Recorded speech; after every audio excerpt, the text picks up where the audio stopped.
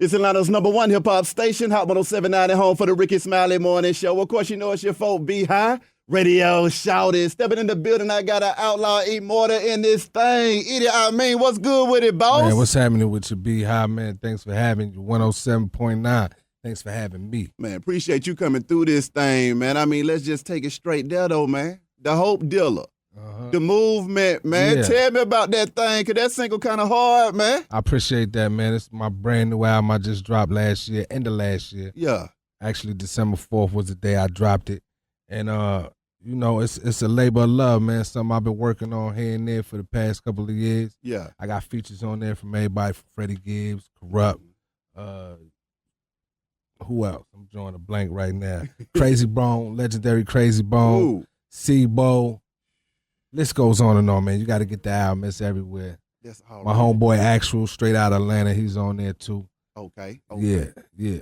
I can definitely dig that. I mean, but the movement, though, man, that single. Uh-huh. Because I'm going to be running that thing. I mean, tell me about that one. How that junk come about? Man, it's a movement going on out here, man, in Yeah. all kind of different ways, man. Mm-hmm. And I feel like that song just captures the emotion, Mm-hmm. you know, because it's a lot going on in this world, man, whether it be with the so-called terrorists or police brutality that's nonstop, or, you know, gays and lesbians, they got their own movement going on. It's a lot of different little movements out here. And this song is just about moving forward. And whatever you're doing, just keep moving forward. Yeah. You know, we ain't got time to look back. You look back, you might miss something that's right in front of you. So we moving forward. Sure enough. Staying sure enough. focused, you feel me? I mean, speaking of the movement, though, man, I know you leading the movement on that 2pac Biopic. Yeah, man, I'm part of a great team, man. Yeah. Shout out to Benny Boone, Uh, who's directing, LT Hunt, one of the producers on there, and the whole Morgan Creek fam. mm, You know, and we all just putting it together, man, and working hard and trying to bring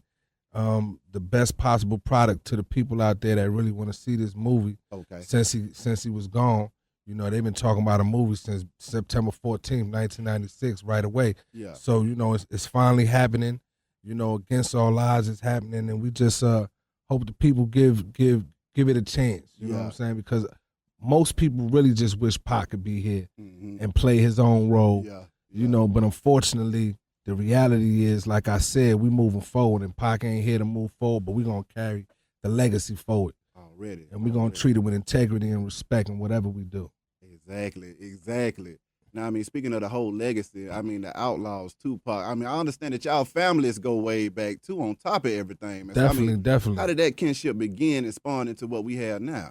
Man, I wish I could tell you, man, it happened before I was born, man. You know, my peoples, my old heads and they old heads was friends before we was even here. Yeah. You know, so I don't know exactly when it begun, but I heard stories about it. Yeah. And you know, it's just been a friendship that expanded over 4 decades now. Mm-hmm. You know, and it's more than just a friendship as far as, you know, the family is concerned. It's a family situation, man, with ups and downs and, you know, ins and outs and the good and the bad, but it's a family, period. Exactly. I mean, the Outlawz as a team, man. I mean, how did y'all come about? Well, you know, it kind of started with me, myself, Castro, which was Pac's blood cousin, and Gaddafi, his god brother. All 4 of us grew up as kids, and, you know, we just had dreams and aspirations of doing something better for our families and changing the trajectory of our family, because where we started at, as opposed to where we at now, you know, Yeah. it was a far cry. You know what I'm saying? Started in New York City, Harlem, Yeah. Brooklyn, New Jersey, and you know, started basically from nothing but a whole lot of love and a whole lot of passion to do something great. Mm-hmm. And hip hop was our outlet. Yeah. You know what I'm saying? So Pac kicked down the door and held it open for us and was like, if y'all want to learn this business, just watch me. Now, one thing that I noticed about Pac and the Outlawz, it seemed like every time y'all got together, y'all brought the best out of each other. That's a true statement. Tell right me there. about that, man, because I was listening to it and I was thinking about all of my favorite Tupac songs. The Outlawz was on them things, man. Yeah. Well, I appreciate you saying that, man. Yeah. But you know, it's the truth, man. He definitely brought out the best in us. Yeah. You know, because he wouldn't stand for anything less. You know, 100%. Every time we went in that booth and got behind that mic, Yeah. and his passion and work ethic, you had to bring your A game or you was gonna get left behind. You know, and you ain't want to get left behind when that movement was moving. There go that word again. Exactly. You know what I'm saying? Exactly. So, hell yeah, we brought out the best. He definitely brought out the best in us. And I feel like on a few songs, we might have pushed him a little bit. Yeah. You know, Made Niggaz. And that's and what, hit see, him that's up. what I was about to go straight to, Yeah, okay? yeah. That Made Niggaz. Uh-huh. The video and the song, both of them are classic. Right. You got to break that down to me, man. Yeah, man. Well, it's funny you say that, man, because when we did that song, he really was only supposed to have one verse on there. But then after he heard us do our verses, he was like, "Oh nah, I gotta come." And then you hear his second verse, he going ham. Yeah, he went really crazy turned it on up that another thing. level after his first verse. And he was, that was one of the first songs. I think he looked at us and he was like, "Damn, y'all gonna be great." Exactly. You know what I mean? Exactly. Mm-hmm. Another banger though, man. That Rearview. Yeah. Like I told you, I had that Special thing record. on repeat the other day. I mean, what were the studio sessions like putting them songs together? Man, it was just like, man, we was in the zone. Uh-huh. To be honest with you, we was just in the zone, just recording music and wanting to be the best out there, period. We felt like we was already the best. We felt like our music was for, intelligent people and progressive people as well as the thugs and the hood dudes. So we wanted to touch all areas, and when we went in the studio, that was our goal. Now, I know y'all did some time down here in the A doing some good living too, man. Absolutely, Tell me man. about that experience, man, because, I mean, that was the 90s. Well, B-High, man, I'm going to tell you the truth, man. I was the first one to get down here. Oh, man. I came down here in 93, man. I was supposed to be going to college. I was supposed to be going to Georgia State. Yeah, You know what I mean? But I had other plans. You feel me? I had other plans, and then Pac came down here for Freaknik. Tell me about it, man. Yeah, man. He came down here for Freak, man. We walked from his hotel right to the underground. A crowd of people behind us, you know what I'm saying? And Pac was looking around. It's like, okay, Atlanta. Yeah. Atlanta might be a cool spot. Then a year or so later, he came, bought him a house out here in Lithonia. And that was a thug mansion right there. Yeah. And that's where we was kicking it at. And, ATL is definitely one of our homes, man, and it always has been. I mean, what was it like during that Freaknik time? Because, I mean, the city really hadn't been the same since that time. And, I mean, like I say, in the 90s with the hip-hop all together, the music was coming from everywhere. Definitely. And everybody was bringing it as hard as they possibly could. What was that experience like during that time, being in this city with folks going crazy and partying like a mug? Well, much love to the Dungeon family, man, first of all, because we was all big fans of their music, man. Rico Wade and Dre and Big Boy and CeeLo and the Goody Mob. We was all loving their music while we was out here living, but Atlanta was just wide open, and it was like the beginning of a movement that you see now. I know a lot of kids don't really know where it started at, but it started right there in the early 90s with all the great groups that was coming up right out of this city, you know what I'm saying? So, we was just happy to be a part of it and just loving it. And I know for myself, being 19, 20 years old, it was wild. Out here by myself, you know what I'm saying? Yeah. Shout out to my Uncle OG, man. He had a condo down there, put me up in the condo and said, figure it out. Yeah. You know what I mean? And I did, man. And Atlanta was a beautiful place to be at that time, man. I learned a lot out here.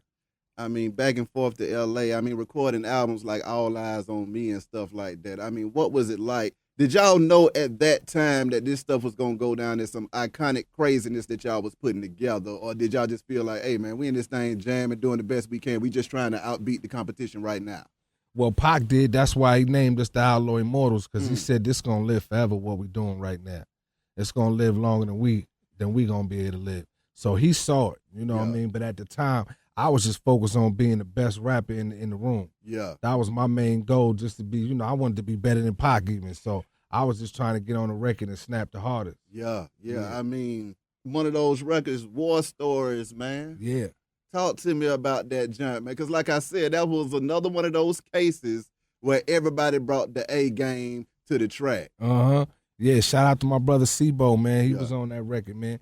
Sebo, a hip-hop underground legend, and also was one of Pac's favorite rappers. You know what I'm saying? Pac loved his music just as much as, some people might love Pac music. But Trading War Stories was just an epic session, man. A lot of legends was in the building. I think E40 was there that night. You know what I'm saying? Daz and Corrupt was probably running around there while we was recording that, and it was just one of those epic sessions where, again, I was just trying to do the best I could and not get cut. Yeah. You know what I'm saying? When we listening back, somebody say, oh, no, his verse ain't working, man. Yeah. Take him off, man. Yeah. You know what I'm saying? Yeah. That was my goal. When y'all hearing Pac in there rapping and y'all hearing this man talking about dying all the time, What was going through y'all mind? Did y'all ever say, hey, man, chill out on that, man. You going to be here. Or was it just a case of y'all just kind of felt it? I mean, I'm going to be honest. We never said that, man.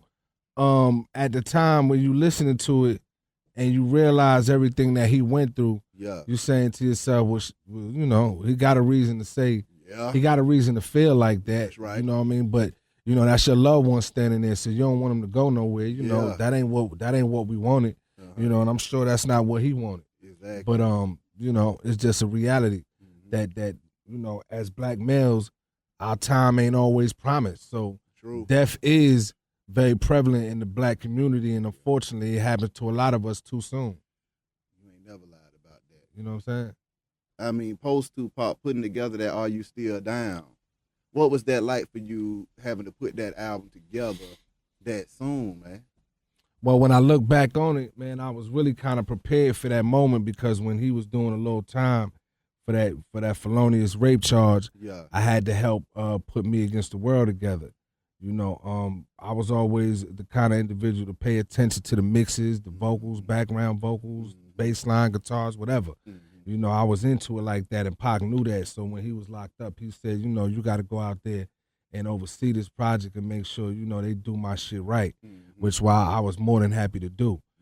So when it came time for Are You Still Down, when you think about it, it was really only a short 2 years since we finished Me Against the World, so I was already in that mode. I already knew the music. Now, during the time, Me Against the World, did you know that album was really going to kind of change the game from that point on? For Absolutely. career? Absolutely. What was it like putting that thing together, though? Man, it was, he was going through a lot. Yeah. He was going through a lot. Pac was in the papers every day. He was on the news all the time. You know what I mean? From the shooting in New York City to the rape case to, everything, the movies, everything he was doing, even dating Madonna. So, Pac was always on the front page, you know what I'm saying? So it really was him against the world, and the music reflected that. And, it was a make or break album for him because Strictly for My Niggas was platinum, but people wanted to know if he could do it again or if that was just, if he was just an actor trying to rap, But Pac wanted everybody to know that he was for real about this rap thing. And, acting was just something that just, kind of happened. Exactly. But he was definitely, about that music.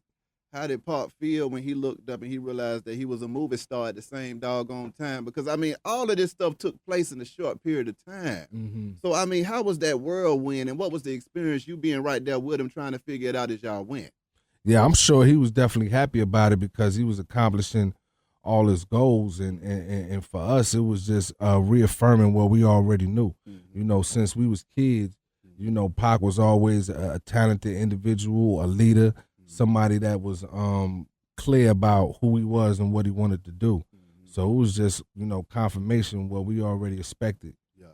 Now, when it came to y'all, when you first got on them tracks and you realized that them albums were going platinum, how did you feel knowing that you had a big part in, making that stuff come to fruition?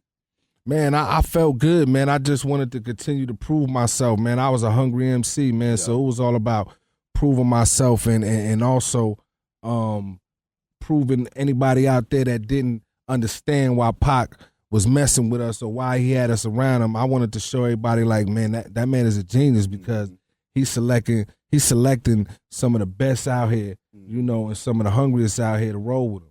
You know what I mean? He could have had anybody roll with him. You know what I mean? Pac could have went around the country and handpicked anybody. You know what I'm saying? So it was never lost on me, or I never took it for granted. How do you feel now looking back on that time, remembering the things that he was saying and seeing how the trajectory of the music is still going through the roof to this day? Man, it's, Pac would walk around and say, I'm a living legend. You know what I mean? He wasn't short on confidence or belief in himself. Yeah. So, it really, I hate to come off, conceited or cocky, but it just is what it is, man. Like, right.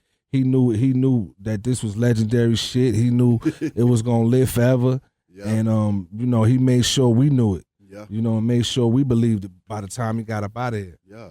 Now, I mean, working on the biopic right now, how much pressure do you feel to make sure that you ensure the legacy of Tupac and make sure that he's represented right? Because, I mean, we've seen some biographies and some biopics. Man, tell me about some it. folks off. Tell me about it, man. You know, how you feeling? And they well, you know, I feel good because it was a couple biopics in a row that people weren't happy about. Yeah. And then NWA Straight Outta Compton came out and did real well, and a lot of people was real happy with that movie. So I feel like, you know, we might be, as far as hip hop biopics is concerned, we might be going in a good direction now. That's right. You know what I mean? And but you know, Pac fans, his loyal fans, his diehard fans, they will not accept anything less than top quality product. And that's why I'm down here in Atlanta every day, getting up, going on the set. You know, the movie business is a lot different from music. Yeah. Music, you wake up, roll in the studio when you want to, and you know what I mean, do it at your leisure. That's right. But movie, we on a schedule because it's a lot of money. We talking about a $40 million budget. It's a lot of money on the line, and ain't nobody got no time for playing. And Benny Boom and LT Hutton is real serious about what they doing. Mm-hmm. And you know, the guy that's playing Pac, Demetrius Shipp, you know, I feel for him because he got a lot of pressure on him because, like I said, what people really want is Tupac back. But you know, let's look at this movie and let's have a open heart and open mind and you know, use this as a way to, you know, kind of have closure to the situation because Pac never had a funeral, you know, a traditional funeral. Yeah. So, you know, for his fans, hopefully this is some closure. And, you know, we could stop with all the he's in Cuba, he's in, you know, he on Mars, he's somewhere. You know, people got 1,000,001 theories. Yeah. But I think they're going to be surprised, pleasantly surprised. Now, during shooting the movie, with you being in charge of a lot of the stuff going on, do you find yourself having to say, hey, man, that ain't what happened? Or where y'all even get that from? Or we about to change that right now? Well, it's a movie, man. You talking about cramming, you know, 25 years into 2.5 hours. Yeah. You know, it's virtually impossible. So it's not gonna be every single day of Pac's life is gonna be in this movie. Yeah. You're not gonna get that. If you're coming to see that, you're gonna be disappointed. You know what I mean? You would have had to have been there. Yeah. You know what I mean? But what you will get is a lot of the major points in his life and a lot of things you may not have known. You know, some detail in there. You know what I'm saying? And I think it's going to be a real good movie for people to see. Not only the Pac fans that was, you know, our age around when he was walking around, living and breathing, but also the new fans that done got hip to him on YouTube and different avenues like that. It'll give him a chance to get to know him a different way. Now, songs like Running from the Police, man. Yeah. Tell me about that jump, man. I mean, what do you think when you look back? You like, hey, man, I'm one of the few people they got a chance to experience something like that, and I go down in history as being right in the middle of all of it. Yeah, man, I feel, you know, hip-hop was my first love, man. Yeah. So I feel blessed to be able to say I was able to record with both Pac and Big and, you know both of them. Of course, I knew Pac a little bit better, but, you know, I was there at the beginning of Biggie's career, too, and I seen where he came from and his talent, you know, and it was real dope, you know, because even when we did Running from the Police, man, there was so many hip-hop legends in the building. I just wanted to prove myself, man. I was hungry. I was ready to go, you know what I mean? I mean, with them legends being in the building, though, I mean, what's going through your mind? Because a lot of folks, they might, what they say, bitch up in one of them situations. They're like, you know, they going in there stuttering, can't remember the words or nothing, and you going in there executing stuff. Man, I'm like, when it's my turn to rap. Yeah. You know what I'm saying? I'm sitting there chomping at the bit like, man, I wish they hurry up because I'm ready to go. I got something to say, you know what I mean? Yeah. And that's exactly how I was, man. And anybody who was there at that time will tell you the same thing. Yeah. You know, I was always ready and willing and ready to go. And, you know what I mean? Scared wasn't even in my vocabulary. I mean, I know you weren't scared on that bomb first either, man, when you went on that thing and snapped. Tell me about that, man. I mean, when y'all putting that Machiavelli together, that Machiavelli was crazy, and that's one of the things that get me, too, because with Pac and y'all, the music was getting crazier and crazier and crazier. It wasn't no backsliding going on in there. It was going down, man, and we was recording so much that we was just in a zone, in a vibe, you know, every day. You know what I mean? Sun up to sundown. If we wasn't with him on a movie set, we was in the studio, you know, and going at it and going hard. So Bomb First was just another song. Yeah. You know, it was just another song. We didn't even know it was going to be the first song on Machiavelli. We was just cranking them out. And then he just was like, you know what? I got a whole album. When we've been working 3 days, I got a whole album. I'm going to put another album out. We was like, okay, let go. what was a regular day for y'all like though, man? Because I mean, y'all were getting busy every day. I mean, studios, movie sets, appearances, clubs, and radio and everything else. How were y'all able to maneuver like that and still be productive? Man, we was working with somebody that had just sat down for 8.5 months, man, for a crime, he didn't commit. So, when he got out of jail, he was full steam ahead, man. And like I said, at that time, either you keep up or you would get left behind and left out. Yeah. And I wasn't trying to have that, and I'm sure none of my comrades was trying to have that either. Exactly. You know what I mean? We had our days where we wanted to be lazy. You know what I mean? We would get one every now and then, but, far and in between. Yeah. Yeah. I mean, being able to rap with the partners, man. I mean, what was the synergy between the Outlawz when y'all were getting together, man? And then you came back and put together the album 2pac and the Outlaw. A couple of songs on there, that High Speed. That was one of my junts, okay? And that You Can Be Touched. Mm-hmm. Those were two of my favorites off of there. I mean, what was it like putting that together? Yeah, all those songs we was recording right around the time Machiavelli came out. Yeah. Right after All Eyez on Me, we had started working on our album. So all those songs came out of those sessions. You know what I mean? And when we had the chance to put it together, we had to, put some pieces and put some paint where it ain't. Yeah. But it was pretty much already done and etched in stone by the time we got to it. It wasn't much we had to do. How difficult was it for you to keep pushing without Pop being there? Because, I mean, sometimes when stuff like that happens, the initial reaction is say, you know what, F this, I'm out, I'm done, this is just too much. I don't even feel like dealing with it no more. Mm-hmm. What was it that made y'all go harder? Man, B-High, I ask myself that question every now and then, like, why you ain't just retire and say, the hell with this rap ish back then, man, and you know what I mean? Yeah. But I don't know, man. I felt like, something in us was saying it ain't over yet, man, because we really was just getting started. Yeah. We really, and you talk about synergy and chemistry between the group, we was just finding that lane and finding that vibe. You know what I mean? So it was just not an option. And plus, we had left a whole bunch of music at Death Row Records, which we was not willing to walk away from. So we had to kind of stay active and stay in it and stay up in people's faces, or not, they'd have, it'd have been a lot worse than it was, with all the bootlegs and everything that came out. Exactly. Campaigning with Pop back in the day, I mean, what were some of your favorite places to go and perform? Man, you know what? The most touring we did was back in like '94. Mm-hmm. He did a Thugs for Life tour, man, and we went all over the country, man. It was just beautiful for him to get that love and respect that we all felt he deserved. To us, he was the #1 rapper. You know what I mean? He had been our favorite from years prior to that, and not just because he was family. But, it was just good to see him get that love he deserved and see what the role was like, man. I started off at the bottom. I started off as a roadie. Yeah. Pac didn't just hand me a microphone, from day one. Niggas was carrying bags and doing all that, too. So, I learned this business from the ground up. I feel that. Yeah. I feel that. Being out there making that music, one of my favorite things to think of is that Still I Rise, and just the whole thought process behind the music. It was like y'all had a part. See, folks will remember to Hit 'Em Up and the war and, the muscle behind everything. But the message, like I was telling T-Mo Goody the other day, I could pop in my Soul Food, and I could pop in my All Eyez on Me, I could pop in my 2pac and my Outlawz, and I can get through something today. You see what I'm saying? Yes, indeed. And the stuff still applies to this day. Mm-hmm. What was it like knowing that y'all needed to put a meaning behind what y'all was saying versus just saying, you know what, we going to come in here and cut a food today? Well, I mean, I remember when I first started back in '92, back in Oakland, when we first went out there and we were starting to get our career started. That was one of the first things he told us, man, like, don't get on this microphone and bullshit. That's not what we do.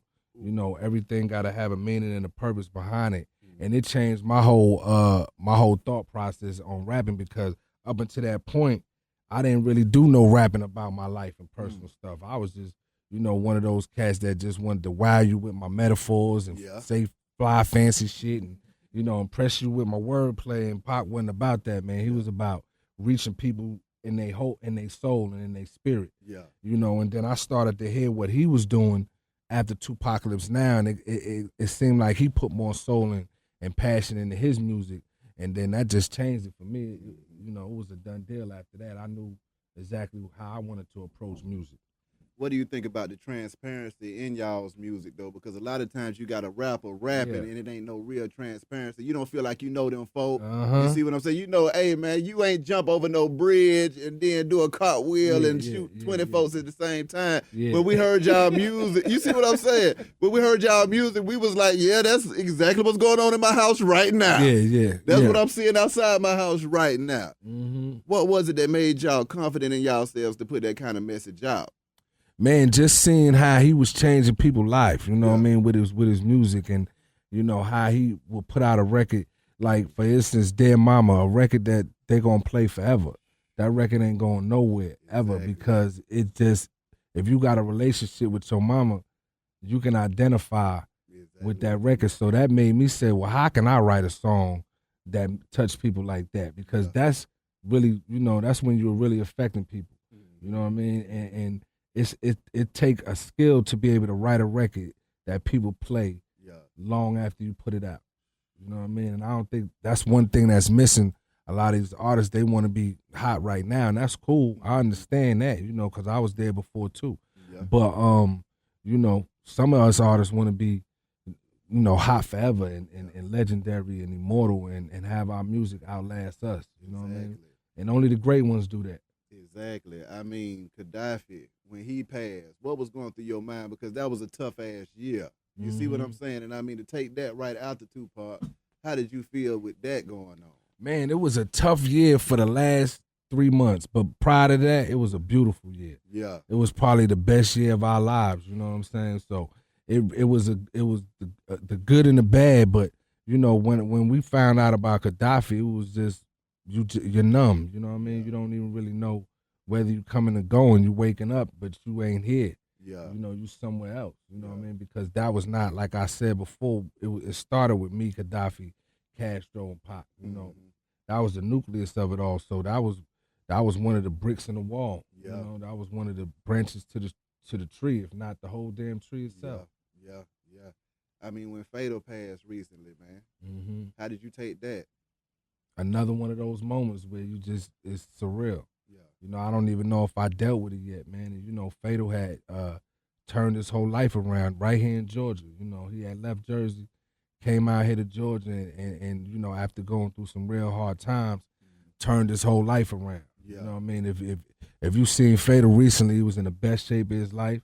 You know what I mean? Clean as the board of health. You know what I mean? Focused on music and raising his children, and was on his way back to Georgia. You know, right on 85 when he died, man. And it's just one of those things, man. The man was working, man. He was in Jersey, coming back to Atlanta to catch a flight to go back to Jersey. You know what I mean? To start on a movie, and it's just, you know, everybody got an end date. We all got an end date, and that was his end date, man. But we still here. We still, you know, putting out music. Of course, we got the Fatal Foundation, Fatal Belly Foundation, where you can get T-shirts and support. You know what I mean? Any way you can, because he do got children that's still out here living and breathing without a father. So, you know, go online and look that up, man, and get you a T-shirt or something. It'll help out. Already. Now, I know you said beforehand that was the best year of y'all life. I mean, tell me about it, man, because, I mean, the good times was rolling, and what was going through your young mind when you looked up and dreams was becoming reality? What was going through my young mind? You want to... Give it all to me. I want the whole truth and nothing but the truth. Man, you know what I mean? Like, you know, trying to run around here, find me something to, you know, touch on. That's you know, right. I'm about 20, 21 years old, so, you know, I'm doing a lot of that. We doing a lot of that. We partying a lot. You know what I mean? In and out the studio. You know, I'm in the studio with people that I just was watching on TV a week ago, like Snoop Dogg and Dr. Dre, and you know what I mean? Death Row was like college for us, man. You know what I mean? We was just learning the business and learning what it really means to you know, go hard for what you believe in.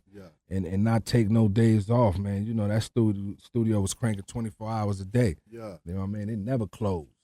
So, you know, you can go up in there and be creative whenever you wanted to. But it was just a great time, man. It was great. Pac was home, you know what I mean, after being locked up for 8.5 years. So we was celebrating. What was the right up to the very end when he came out? Man, I know the first thing I did when I got to LA, because when he came out, I was down here in Georgia. Yeah. And, he was calling us, letting us know what was popping, you know what I mean, out there, everything. He even called us the night him and Faith ran into each other. You know what I mean? He was letting us know blow by blow. And then about 2 weeks after he got out, we went out to L.A. Yeah. And we went straight to the studio, man. It was straight to the studio, straight finishing up All Eyez on Me, shooting videos, getting to it. What was y'all thinking when he ran into Faith and y'all already knew what those situations could lead to or what was going on with that? Man, you know what? It goes down in the movie. Yeah. Oh, that's going to be cold. It goes down in the movie, man. So you definitely want to see the movie. I ain't going to give it all to y'all. Yeah. But you want to see the movie, man, because, it's been a lot of discrepancies out here. Everybody had their chance to talk, and put their side of the story. And they take advantage of the fact that Pac ain't here no more because they know they wouldn't finna out-talk him. Yeah. So they take advantage of that fact that he ain't here no more. We ain't never been, media whores like, let me run and go, say this and say that, and she said this, so now I gotta say that. We just let everybody do what they do and do their talking. But now the movie is coming out, and them boys is right there on the sideline, and my mind is clear. Yeah. I ain't forgot nothing. Exactly. You know what I'm saying? So I know exactly how it went, and it will be in the movie coming to you soon. All Eyez on Me. That's gonna be cold. I mean, speaking of another memory, T-Mo told me about when y'all played them that Hit 'Em Up, man. Yeah. I mean, what was They going was right on there in that the night. studio, man? They in the building, and y'all say, hey, man, y'all check this song out we about to drop. What y'all think about this new banger?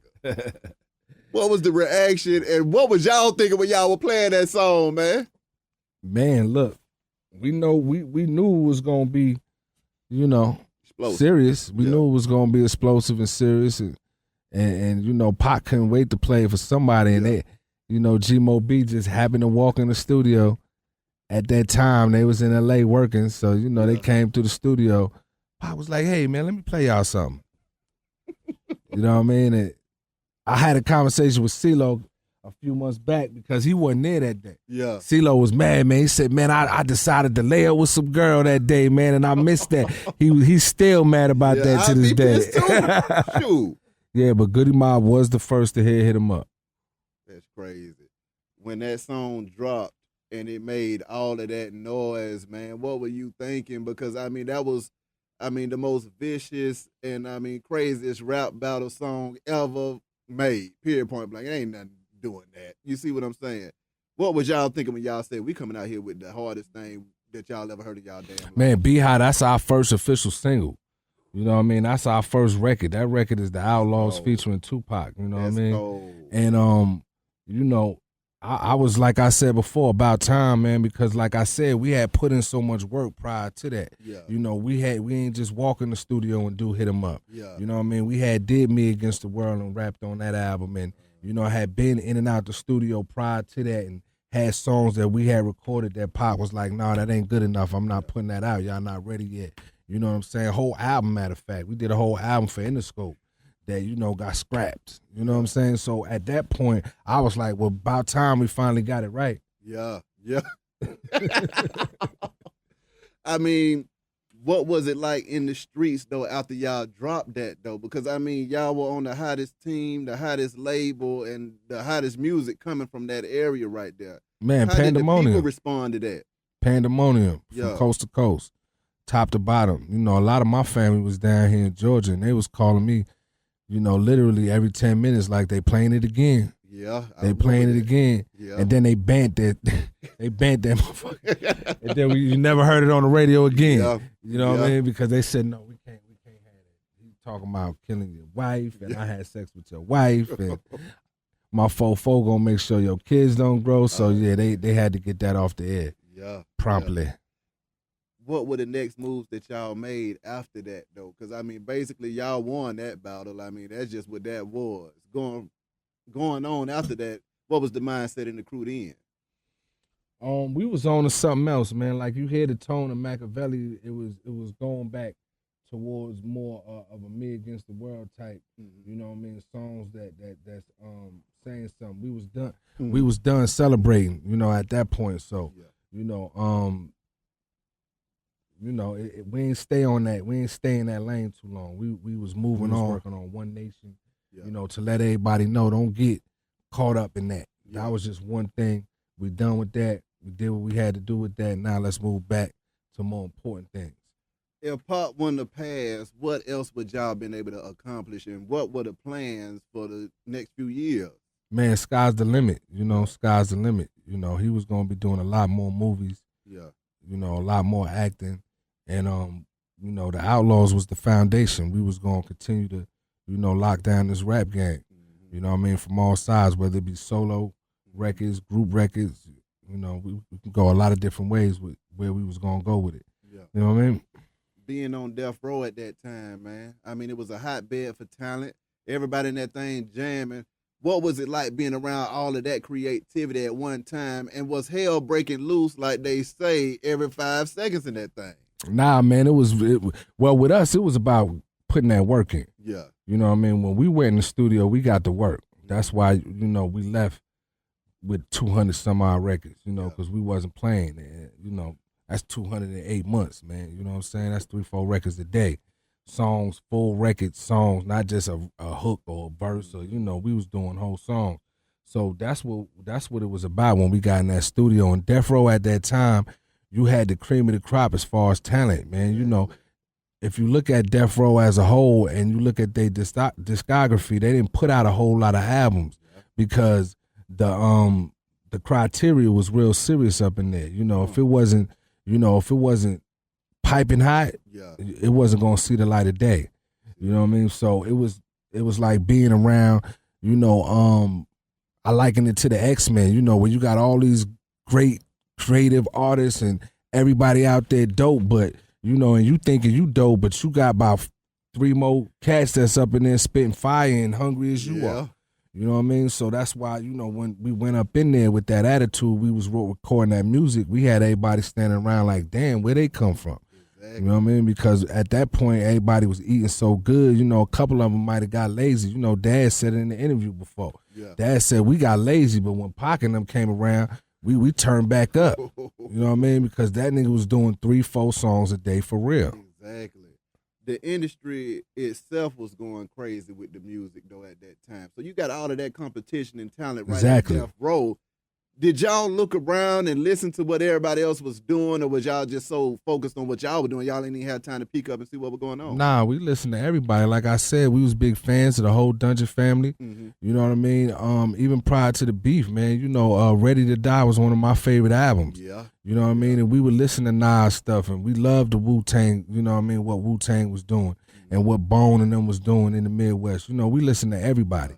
You know, and to be a great artist, you gotta you know, you gotta know what the competition up to. That's right. You know what I mean? You got to. You better. Exactly. You gonna lose. Yeah. Now, all the way up until the moment when Pop passed, how did that affect you that night when you realized that, you know, it done got real again and they saying that he might not make it out of here? Man, I don't even remember, man. It's like a lot of that time is just all blanked out in my mind. They say sometimes when traumatic things happen, you know, the brain protect you, man, and just, you know, so it's kind of blurry for me, man. You know, one thing though I want everybody out there to know though is that after the Pac movie, there will be a sequel. Okay. You know what I mean? And that Outlaw movie gonna come out, and that's a sequel to the Pac movie. So be on the lookout for that. And you know, we're gonna get a little bit deeper into the story and let y'all know how we came together. Exactly. Speaking of the Pop movie, though, I mean, what are some other tidbits that you see, that you know going to be in there that might surprise some folks about Pop when they see it? I mean, it's still in the early stages right now. You know, we just really got started at the end of December shooting the movie, so we about 2.5 weeks into it. So it's hard for me to say, man. But I know everybody that's involved with the project is taking it very seriously, and they not just in it for the check. You know, they dealing with somebody that is great and very loved. They dealing with his legacy. So everybody bringing their A game to the table, man. And you know, right on down to the editors, all award-winning editors, and you know, first ADs. All these people don't won Oscars and Golden Globes, and so you know, you know, even though Benny Boom is directing, it's not gonna be a video.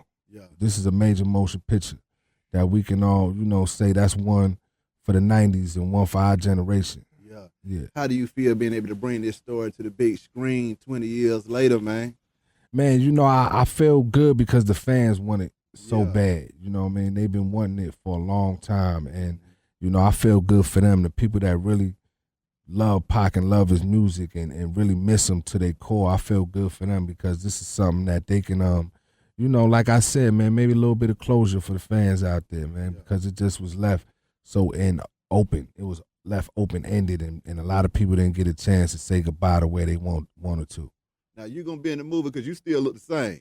I know, man. A lot of people say that, man. A lot of people say I still look the same, man. Yeah. You got to check it out, B-High, man. You got, I don't want to give up too much, man, because, I give up too much, then they're going to be like, man, I don't need to see it now. E.D. done told me the whole story. I'm good. E.D. in there playing the school teacher. No, man. Dude. They getting there playing security. Nah, but it's a lot of surprises up in there, man. And like I said, we only 2.5 weeks in, and already, the buzz is out there crazy. Every picture that go up ends up going up viral, and people just can't wait to see it, man. So like I really look forward to getting into the edit part of the process and seeing, a finished product before it gets to the screen, so I could say, well, it is good. Exactly. You know what I mean? I mean, handling the music supervision on that thing. What songs are you feeling like really represented y'all movement to the fullest that you just know you got to throw in there just for the fans' sake of the thing? Man, well, so much great music came out in the 90s, man. Yeah. And for a lot of people, the 90s is the best era as far as hip-hop is concerned, man. I'm not saying whether it is or it isn't. I think it's debatable. But I just want to capture that essence of the 90s, man, because some great music was coming out at that time. It was a lot of diversity in the music. You ain't really have a lot of cats trying to sound like each other, man. Wu-Tang was doing what Wu-Tang was doing. Biggie was doing what he was doing. We was doing what we was doing. And nobody wanted to use the same producers. We ain't always want to rap on each other's project because everybody wanted the shit to be, individual and have their own flavor. You know what I'm saying? So I want to capture that essence in this movie and the music that I'll be selecting, of course, in conjunction with L.T. Hutton and Benny Boom.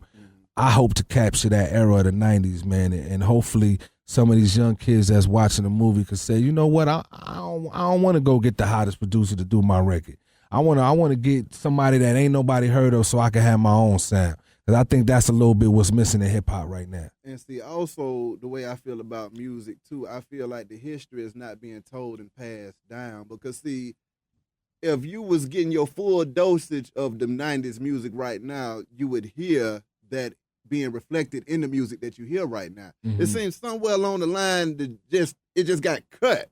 And folks just said, you know what, I'm still listening to it, but unless you in the car with me, you ain't going to hear it. Right. And I don't feel like these kids are getting the right influence into the music that they putting out right now, because it's like, how could you make that after listening to All Eyez on Me? How could you make that after listening to Ready to Die? How could you make that after Soul Food and Aquemini? Somebody explain that to me right now. Yeah. So with that being said, how do you feel about the hip-hop game as it is now versus back then? Man, you know what? I like a lot of these young cats nowadays, man. It's not like it's not all bad, man. But like I said, I really feel like one thing that's missing in hip hop first is cats saying, you know what, I want my own sound. Yeah. You know what I mean? Future already doing Future. True enough. And can't nobody do Future better than Future, but still you're gonna hear 30 Future records that Future ain't on. Yeah. That's a problem. You know what I'm saying? To me, that's a problem because it ain't no diversity in the game, and it makes people say, "Well, that's rap." All rap sound the same, but nah, that ain't what it is. And of course, we are submerged in the culture, so we know the difference between a Future record and a Yo Gotti record. Exactly. Or woo. Yeah. But somebody from the outside looking in, they might say, "Man, it all sound the same." You know what I mean? I just feel like people need to be a little bit more creative and just, kind of find your own lane and not try to find the quickest way to the top and say, well, this record is jamming, let me make a record like that. Because in that 95, 96, just them 2 years right there, you might have had 20 different acts that dropped platinum albums in that time, and they were all dropping classic stuff. And they all sound different from and they one all another. were totally different. You know It what I wasn't mean? no a little different. It was totally different. Yeah. And that's what gets me now, because in this game now, you might have about 5 or 6 mainstream artists. Right. But back then you had 20 mainstream artists and all of them were jamming. So it's like, y'all need to know, hey man, come up with something different so you can get into that top 5 and that top 10. Yeah. And speaking of them top 10 conversations, man, what did you think about the Billboard thing when Pop wasn't nowhere to be found on that?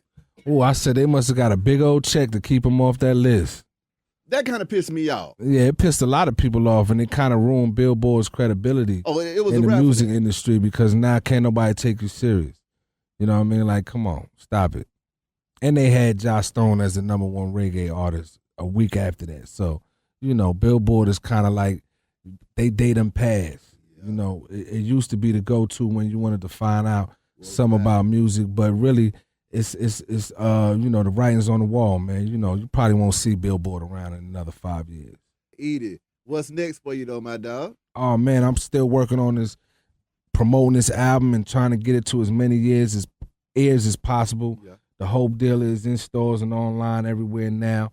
Of course, I'm working with some younger artists. You know, definitely trying to you know, show them the ins and outs of this business and give them a chance to be successful without getting, you know, screwed out of their talent. Exactly. Like a lot of artists do right now. Them 360 deals is killing us. A lot of these cats on TV balling, really wrapped up in 360 deals, modern day slavery, and they don't want you to know that, you know. But they doing the best they can, and you know. But for the artists that I'm working with, we ain't doing no 360 deals. I'm not trying to enslave you, and if you go get a deal somewhere, I want you to get the best deal for your talent, because we make this thing happen. Yeah. You know, we as the you know, the culture, the youth, hip hop, it don't happen without us. You know what I mean? Even some of the other races that try to do hip hop, they still following whatever we do. And if we don't say it's hot, it ain't hot. You know what I mean? So why not control everything? You know what I mean? From the top to bottom, why not be in a position of ownership? You know what I mean? And that's one thing that's dope about hip hop. It made a lot of overnight CEOs. But, you know, you got to know the business to really be a CEO. So that's my thing, man, just helping out, mentoring people. You know, I got a book that's coming about my life and my life in hip-hop, so be on the lookout for that early 2017. And, you know, gearing up for this for this 20-year anniversary, man. It's 2016, so it's been 20 years, and there's a lot going on. I just want y'all to stay tuned, man. Stay up to date on my websites, o-4-l.com and outlawsmedia.net, so you can stay up to date with what we got going on. We'll be coming to a city near you, touring. Me and my brother Young Noble, shout out to Young Noble out there. He got a solo project coming called Powerful, and I'll be putting out the Hope Dealer Part 2 later on this year. Afeni doing though? Afeni is good. She just had a birthday yesterday, man. So happy birthday to her, and she's good. And we waiting on the arrival of OG Matutu Shakur. He'll be coming home this year, finally. That's cold. Yeah, so we looking forward to that as well. Yeah, I can definitely dig it. Well, E.D.I, B-Hop. Boss, appreciate you coming through this thing, man. Already. Wish you Thanks for having me. Much success. B-Hop Radio, shout it. E.D.I, it's Hot 107.9, man. Let's go.